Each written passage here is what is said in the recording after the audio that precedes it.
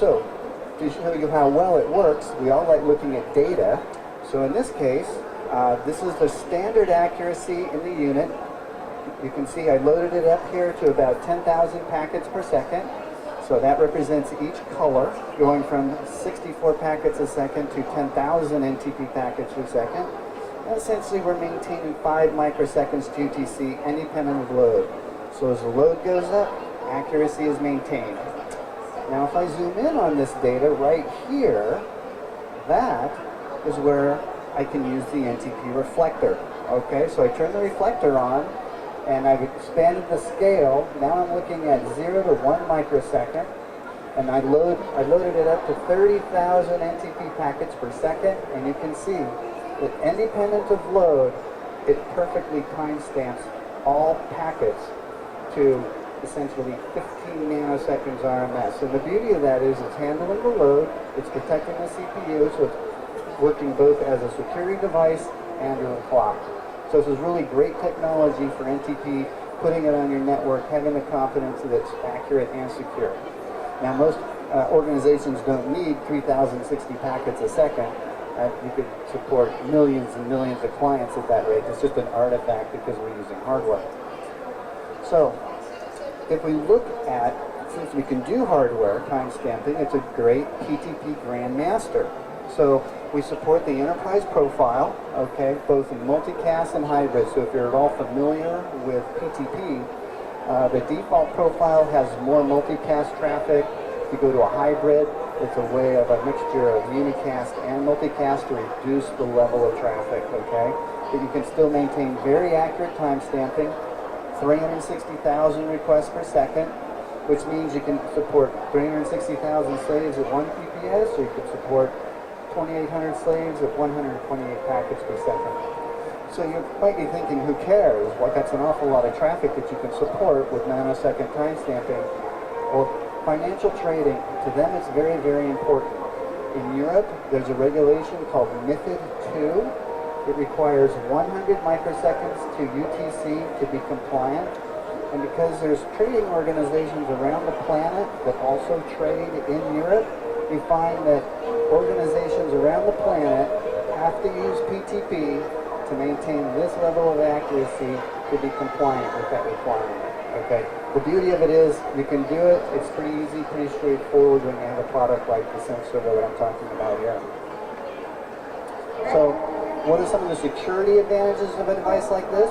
You know, whenever you put something on the network, you want to make sure it's secure, right? In fact, security oftentimes is more important or gets more attention than the clock itself. So in this product, we dedicate an entire menu to the various security aspects of the product.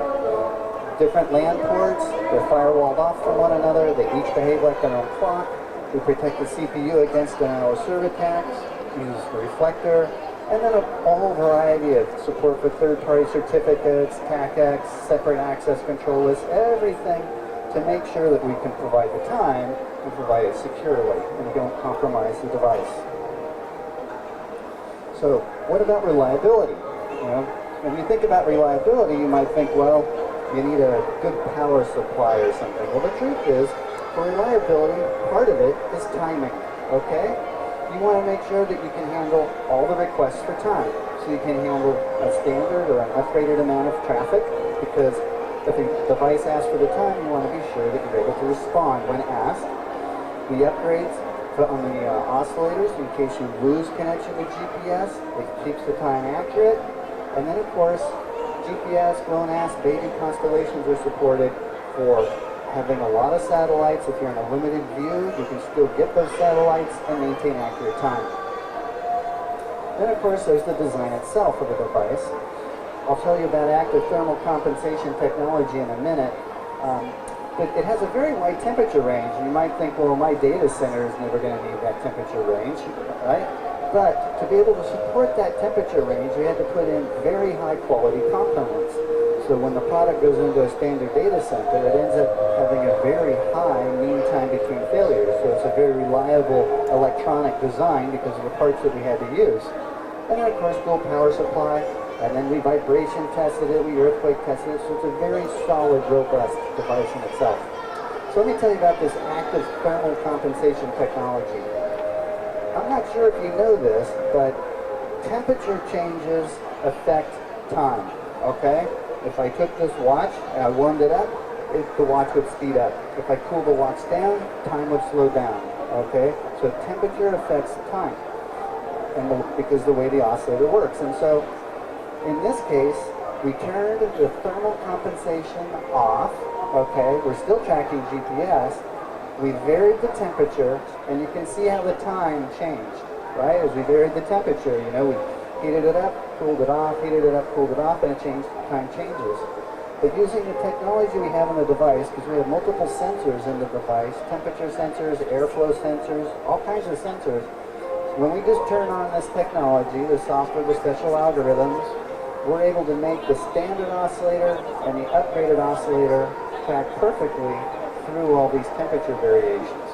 So the nice thing about that is you can be very confident that the UTC accuracy of the device in the data center is very accurate, independent of temperature change in the data center. So, in general, what I've been talking about here for the past few minutes ties into the accuracy, the security, and the reliability of the device. It can synchronize hundreds of thousands. Truth is, it can synchronize millions of NTP clients, so it's very high availability time services. Good security choices, and has a solid range of security hardening features, especially using the NTP reflector in the device. It's all hardware-based timestamping. Very reliable source of time, both in its design and the capacity of the timestamps that it provides. And I think you'll find if you look around at similar types of devices that this is certainly a best-in-class network time server for the enterprise today.